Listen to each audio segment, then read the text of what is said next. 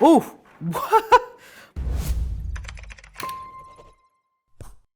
안녕하세요. 뻘지정보소의 뻘짓입니다. 이번에는 미니 PC를 하나 가져왔는데요.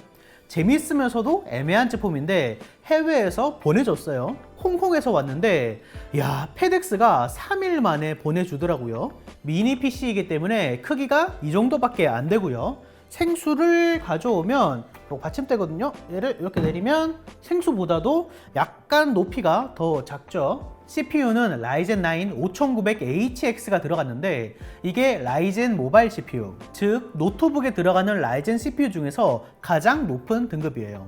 5000번대 기반의 8코어 16스레드, 최대 부스트 클럭이 4.6GHz인 어마어마한 녀석이죠. 그래서 일단 성능적으로는 좋을 것 같은데 이제 만약 노트북에 이 정도 CPU가 들어가면 아무래도 얇다 보니까 비행기가 이륙하는 소리가 나거든요. 그런데 얘는 어느 정도 부피도 있고 쿨러도 좀 더 좋을 테니까 그런 측면에서 기대를 해볼 수가 있는 거죠. 되게 작고 가볍긴 하네요. 포트 구성을 보면 전면에 전원 버튼, USB 단자 2개, 3.5파이 단자가 있고요. 후면에는 어댑터 단자, DP 포트 2개, HDMI 2개, 3.5파이 단자가 여기도 있고요. 그리고 USB 포트 4개가 있죠. 이게 디스플레이 단자가 많은 건 좋거든요. 그런데 썬더볼트가 없어요. 썬더볼트가 있으면 이제 eGPU라고 외장 그래픽을 달아서 어느 정도 게이밍까지 노려볼 수 있을 텐데 일단은 내장 그래픽으로 밖에 안 되겠네요. 워낙 작기 때문에 모니터 옆에 이렇게 세워두거나 아니면 그냥 이런 식으로 눕혀둬도 되게 약간 셋톱박스 같은 그런 느낌? 그런 느낌인데 이제 문제가 어댑터가 되게 큽니다. 그래서 이게 벽돌인 게 조금은 아쉽더라고요. 어댑터를 연결해서 전원 버튼을 눌러주면 LED까지 이런 식으로 잘 뜹니다. 자, 윈도우에 잘 들어와 줬고요. 작업 관리자로 한번 들어와 보면 CPU는 지금 라이젠 9 5900HX with 라데온 그래픽스 라고 잘 나오고요. 8코어 16스레드, 그리고 L3 캐시는 16GB가 나오고 있고 그래픽 같은 경우에도 내장으로 잘 잡혀 있는 것을 볼 수가 있네요. 그런데 이게 바이오스에서 설정을 좀 해줘야 돼요. 내장 그래픽 세팅에서 게임 모드로 바꿔주면 VRAM 할당이 2GB가 되고요. 전력을 먹는 것도 45W가 기본인데 54W까지 늘려줄 수 있습니다. 저는 54W로 해볼게요. 파스는 3800점, 타스는 1100점이 나왔는데요. 외장 그래픽이 GT1030과 비슷한 성능입니다. 실제 게임도 해보면 롤은 매우 높은 옵션에서 평균 144프레임 방어가 가능했고요. 성능이 의외로 괜찮습니다. 클럭은 4.4GHz, 온도는 77도 가량이네요. 배그는 매우 낮음으로 해봤는데 역시 내장 그래픽으로는 어려운 것 같아요. 램오버가 가능하긴 한데 램오버를 해도 플레이가 원활하게 되진 않을 것 같죠. 오버워치는 중간 옵션에서 평균 60프레임이 가능했고요. 이 정도면 풀 HD에서 플레이가 가능한데 은근히 요즘도 오버워치 하시는 분들이 꽤 있더라고요. 레식도 중간 옵션에서 60프레임 플레이가 가능했고요. 의외로 원활하게 끊긴다거나 그런 거 없이 플레이가 가능했습니다. 다만 에이펙스 레전드는 모두 매우 낮음으로 설정을 해도 계속 교전 중에 끊기다 보니까 플레이가 어려운 수준이었고요. 이게 은근히 그래픽을 많이 먹더라고요. 로스트아크도 옵션이 하인데 마을에서는 60프레임이 나왔지만 사냥으로 들어가 보면 약간씩 내려갔습니다. 라데온이 로스트아크에서 힘을 못 써서 그런지 그래픽이 엄청나게 좋은 게임은 아닌데도 좀 애매하더라고요. 그래서 게이밍 성능은 좀 애매해요. CPU가 좋은 건 맞는데 그에 비해서 내장 그래픽 성능이 너무 아쉽습니다.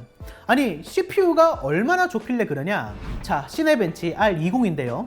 좌측은 일반 데스크톱이 라이젠 7 5800X고요. 우측은 5900HX인데 차이가 엄청나게 크지 않아요. 둘 다 같은 8코어 16스레드인데 대략 15% 정도밖에 차이가 안 나더라고요. 아니, 라이젠 7 5800X가 100W 넘게 먹는데 얘는 54W로 거의 비슷한 성능을 낸다는 겁니다. 전성비가 엄청 좋다는 거죠. 게임 정도만 한다면 CPU 온도도 80도 안팎으로 유지가 되고요. 소음도 48dB 정도로 꽤 정숙한 편이었어요. 한 50cm 정도 떨어지면 소음이 안 들리는 정도입니다. 그럼 내부 구조는 어떻게 되어 있는지도 한번 알아보죠. 생각해보니까 디자인을 안 보여드렸더라고요. 잠깐 보여드리면, 일단 전면에는 이런 식으로 홀과 약간 카본 느낌의 소재가 덧대어 있고요. 물론 진짜 카본 아니고 그냥 플라스틱이고, 색감 자체는 나쁘지 않은 것 같아요. 그리고 측면 같은 경우에는 이런 식으로 모두 공기 구멍이 뚫려 있기 때문에 쿨링이나 이런 데도 어느 정도 유리한 구조일 것 같고요. 분해는 여기 나사 4개를 풀면 되는데, 뒷면 나사가 좀 특이한 육각 나사라 가지고 분해하는데 조금 힘이 든 거 말고는 분해 자체는 아마 그렇게 어렵지 않을 거예요.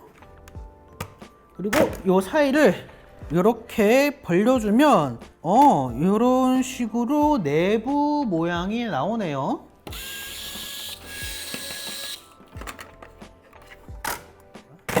오! 뭐야, 안쪽은 고정이 거의 안 돼 있네. 구조 자체는 되게 간단하네요. 요런 이제 SBC 부류거든요. 요거에다가 그냥 이런 식으로 전면 어댑터를 위한 연장선을 달아 놓은 거고, 핵심 기판 자체는 요걸로 구동이 되는 거죠. 램 같은 경우에는 노트북용 램 2개가 들어가고요. 그리고 쿨러도 두께가 그렇게까지 두껍지는 않네요. 뭐 그래도 노트북이나 이런 것보다는 훨씬 더 나을 것 같고요. 그리고 뒷면에 보면 이제 이런 식으로 어떤 특정 허브가 있거든요. 얘를 어떻게 활용하냐면 이런 어댑터를 줍니다. 그래서 얘를 꽂고요. 여기에 SATA 방식이 2.5형 SSD를 꽂으란 거죠. 여기 철판이 있는 이유가 이렇게 닫아가지고 아마 위쪽에 이렇게 SSD를 고정하는 용도로 있는 것 같습니다. 이제 나사를 고정을 시켜야 되니까요.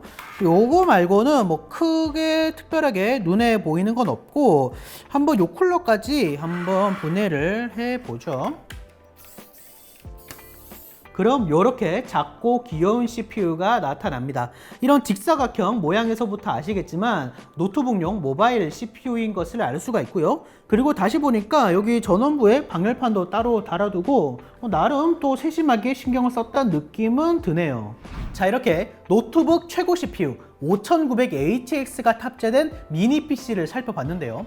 뭐 제품만 딱 두고 보면 무난한 편입니다. 롤 정도는 잘 할 수 있겠지만 문제는 가격이죠. 가격이 너무 애매해요. 램이랑 SSD가 없는 구성은 75만원, 16GB 램에 256GB SSD는 무려 93만원이 들어가요. 이 돈이면 CPU는 좀 낮지만 이제 외장 그래픽이 들어가서 게임은 더 잘 되는 노트북이라던가 데스크톱도 맞출 수가 있겠죠. 그냥 사무용으로만 쓰려면 얘보다 한두 단계 낮은 뭐 6코어 이런 CPU로 해도 충분한데, 게이밍이라기에는 용도도 애매하고 가격도 애매하고, 그래서 좀 아쉬운 제품이네요.